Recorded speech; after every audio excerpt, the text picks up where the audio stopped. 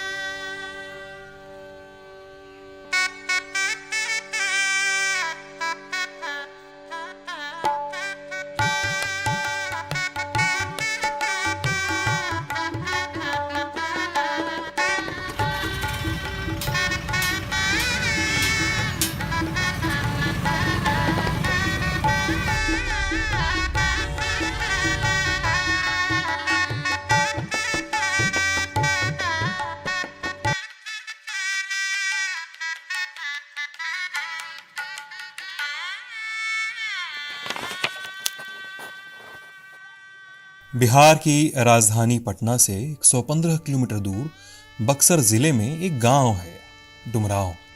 सोन नदी के किनारे, वो सोन नदी जो अपने सुनहले बालू से बिहार को सींचती है, वो सोन नदी, इस किनारे बसे इस गांव में कमरुद्दीन पैदा होता है।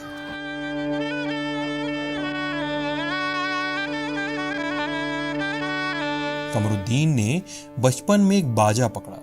बाजे ने कमरुद्दीन को उस्ताद बना दिया।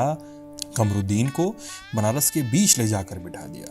बाजे ने कमरुद्दीन को पहचान दी, उस्ताद बिस्मिल्लाह खां की पहचान, शहनाई उस्ताद बिस्मिल्लाह खां।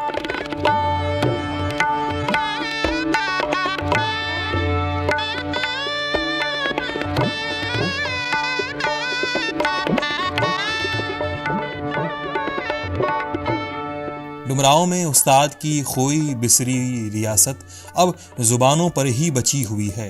कुछ कहानियां हैं तो कुछ बातें हैं, और बात आगे बढ़े उसके पहले उन पर किताब लिखने वाले मुरली मनोहर श्रीवास्तव बताते हैं कि उस्ताद कहाँ गए। एक कमरुद्दीन जैसा इंसान, माँ के मरने के बाद पिता की शादी हो गई, दूसरी माँ आ गई सौतेली। माँ तो आई मगर उसके आगे सौतेली शब्द जुड़ गया। सौतेली माँ आई, बिस्मिल्लाह खां को बहुत मानती थी, लेकिन बच्चे को आगे की तालीम देनी थी। उनकी माँ जब आई तो उनके साथ एक बच्चा भी आया, उसका नाम पचकौड़ी मियाँ था। पचकौड़ी पूरी ज़िंदगी डुमरांव में रह गए, लेकिन बिस्मिल्लाह खां दो भाई, कमरुद्दीन और शमसुद्दीन। शमसुद्दीन बड़े थे, कमरुद्दीन छोटे थे। ये दोनों बनारस 10 वर्ष की उम्र में मामू अली बख्श के साथ चले गए। मामू चूँकि वहाँ बजाते थे, मामू के इंतकाल के बाद इनके पास रोजी रोटी के लाले पड़ने लगे। उस वक्त इन लोगों ने बिस्मिल्लाह एंड पार्टी, एक बैंड पार्टी बनाया। उस पार्टी में इन लोगों ने काम करना शुरू किया और जो पैसे आते थे परिवार चलता रहा। 1951 में इनके बड़े भाई जो कि रीवा स्टेट में वादन करने चले गए तो उनका देहांत हो गया। दोनों भाइयों में इतनी मोहब्बत थी कि भाई के मरने के बाद ये पूरी तरह से टूट गए। और वो फिल्म मैं आपको बता दूं, इन्होंने बतौर हज़ारों फिल्मों में इन्होंने म्यूज़िक दिया है, मगर मात्र 3 फिल्मों में इन्होंने बतौर म्यूज़िक डायरेक्टर काम किया है। एक अपने मित्र की फिल्म सनाधिया पन्ना जो मद्रासी है, एक गूंज उठी शहनाई जो 1962 में बनी थी, जिसमें गाना आपने सुना होगा कि दिल का खिलौना है टूट गया, कोई लुटेरा आके लूट गया। उसमें म्यूज़िक देकर बतौर म्यूज़िक डायरेक्टर, और एक अपने गांव में जहां इनका बर्थ प्लेस है उस गांव में फिल्म बनी थी बाजे शहनाई हमारे अंगना, भोजपुरी फिल्म, उसमें बतौर म्यूज़िक डायरेक्टर एक चवन्नी भी नहीं लिया था।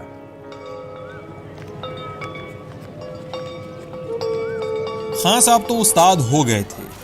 डुमरांव की इन गहरी गलियों से निकलते हुए बनारस की गली में अपना घर बना लिया था, बनारस के फड़हा सराय में। लेकिन जब भी लौट कर डुमरांव आए, अपने करीबी सुल्तान के हिस्से कुछ किस्से जरूर पैबस्त कर गए। आते थे तो उनको दो साथी मिलने आते थे, या एक दो संगीतकार थे उस जमाने में, वो लोग आया करते थे, मिलते थे। कभी फरमाइश होती थी कि कुछ सुनाइए, तो कभी अगर उनका मूड सही रहता था तो थोड़ा बहुत शहनाई बजा दिया करते थे, लोग सुन लेते थे। ये था कि वो बच्चों से बड़ी प्यार करते थे, है ना। अब जब आएंगे तो शाम को यहाँ ठेले पर मलाई बिकता है, तो शाम को ठेले पर जितना मलाई होगा, 2 किलो हो 3 किलो हो, सब खरीद के मंगा लेंगे। और मोहल्ले के सभी बच्चों को बुला करके बैठा करके सबको खिलाएंगे।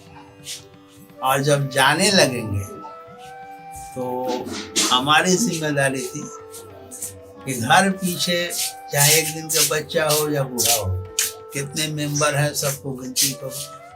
सबको गिनती करते थे। फी मेंबर 10 रुपया सबको दे के जाते।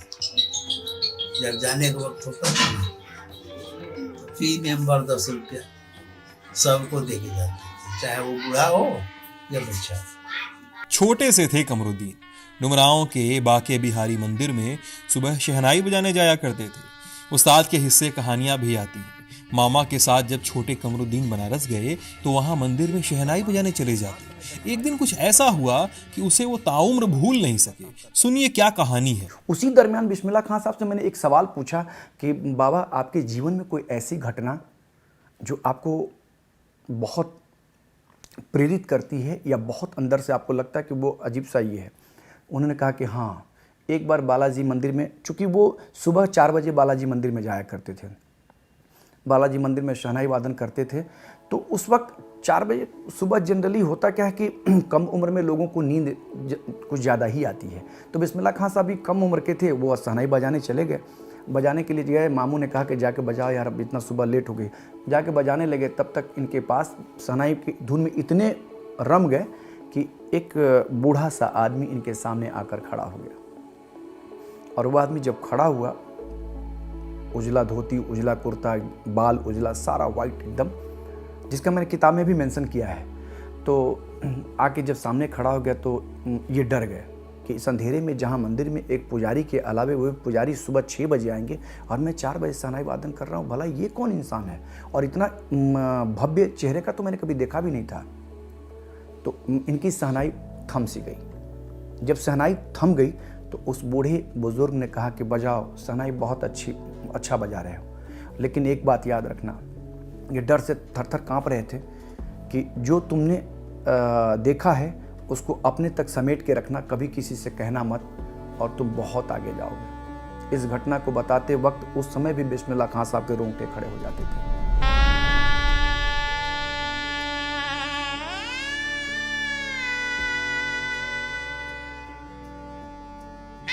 अब उस्ताद के बाजे से सिर्फ धुनों का विस्तार ही नहीं हुआ, फिल्मों को उस्ताद ने थोड़ी सेवा दी।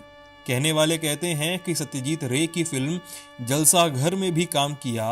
1959 की फिल्म गूंज उठी शहनाई में संगीत दिया। फिर साल 1979 की फिल्म बाजे शहनाई हमार अंगना की शूटिंग के समय उस्ताद फैल गए। जिद पकड़ ली कि उस्ताद के गांव डुमरांव में ही शूटिंग हो। इस फिल्म ने उस्ताद को डुमरांव में रोक लिया। जिस घर में रुककर फिल्म का पूरा काम देखा, उस घर के मुखिया शशि भूषण कुछ कह रहे हैं। उसके बाद में 79 में फिल्म की शुरुआत जब हुई तो उनसे हमें जाए कहा, तो बोले कि आएंगे बेटा, हम फिल्म में सहयोग देंगे। कौन सी फिल्म थी? बाजे शहनाई हमारा अंगना, उसमें नोट किया हुआ है, नाम दिया हुआ है, बाजे शहनाई हमारा अंगना, भोजपुरी फिल्म थी। उसको तैयार किया गया और 82 में रिलीज कर दिया गया। हाँ, सुबह उनका दिनचर्या था, सुबह उठ करके अपना नित्य क्रियाकर्म करने के बाद चाय पानी वगैरह करते थे। फिर उसके बाद में अपना शूटिंग के दरमियान साथ में गाड़ी में बैठ के जाते थे, घूम के चले आते थे, आराम करते थे। फिर शाम को शूटिंग होने लगी तो उस समय जाते थे घूम के, जब शहनाई बजाने की जरूरत पड़ी तो वो शहनाई बजाते थे। यही था उनका दिनचर्या। बिस्मिल्लाह खां पर अक्सर आरोप लगे कि उन्होंने अपनी पसमानदा मुस्लिम होने की आइडेंटिटी को खुलकर स्वीकार नहीं किया। लाल बेगी मुसलमान कहे जाते थे। पसमानदा यानी वो मुस्लिम जो कहा जाता है कि पिछड़े हुए हैं। उस्ताद बिस्मिल्लाह खां ऐसे ही समुदाय से आते थे। अब इस पूरी बहस को लेकर क्या कहा जाता है, क्या सुना जाता है, आइए समझते हैं। पहचान नहीं छुपाते थे।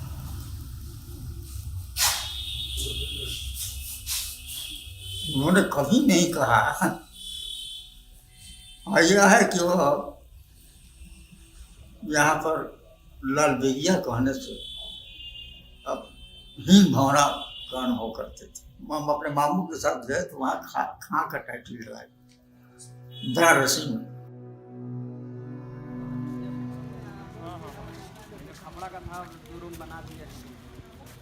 गांव का एक चक्कर लगाने पर लोग कहते हुए देखे जा सकते हैं कि उस्ताद के नाम पर कुछ नहीं हुआ।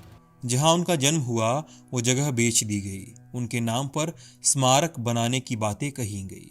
उनके साथ समय गुजार चुके सुल्तान बताते हैं कि उन्होंने उस्ताद की पुश्तैनी ज़मीन बाकायदा खरीद ली है, लेकिन आज उन्हीं सुल्तान पर आरोप लगते हैं कि उन्होंने इसमें धोखाधड़ी की। इन सब के बीच उस्ताद का बाजा कहीं चुप है।